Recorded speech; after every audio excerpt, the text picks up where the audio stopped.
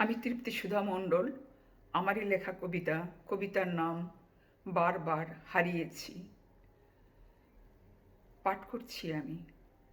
বারবার হারিয়েছি নিজেকে তোমার ভাবনায়। অসীম ভালো লাগায় মন ভরে গেছে কতবার। কতখানি ভালোবাসি বলতে পারবো না, তবে এক বেদনার কুয়াশা এসে আমাকে ভিজিয়ে দিয়ে যায়। আমি আনমনা হয়ে যাই। কাছে থাকা, পাশে থাকা হবে না কোনো দিন। তবুও ভালোবাসা যে অসীম, তাকে ভুলে যাই কেমনে। সময় চলে যাচ্ছে না জানিয়ে।